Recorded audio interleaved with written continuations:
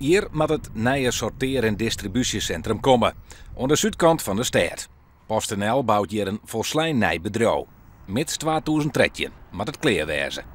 Meerdere gemeentes hebben bezocht om het postcentrum te krijgen, maar er is uiteindelijk van jou het kiezen. En dat hebben we uitgerekend. Dat is toch altijd even zoeken. Het is heel belangrijk dat je goed voorbereidend werk doet. Want als je een kilometer te veel aan- en afloproute hebt, moet je dat 20 jaar betalen. Dus wij hebben dat heel lang en goed aan doorgerekend. En we kwamen toch aan de zuidkant van Leeuwarden terecht dat dat de beste plaats is voor onze distributie.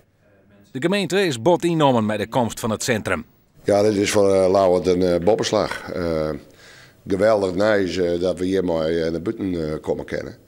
Het gaat inderdaad om een paar honderd baan. Dan hebben we het alleen maar over de directe werkgelegenheid. Maar we verwachten ook dat er in de indirecte sfeer een hele hoop werkgelegenheid ontstaat door de komst van dit bedrijf. 2 weken geleden kwam PostNL nog met het nieuws dat op het Jereveen een nieuw sorteercentrum openen wordt.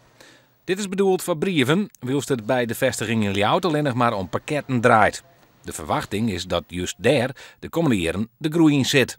Je ziet toch steeds meer die ontwikkeling dat men vanuit de bank pakketten gaat bestellen.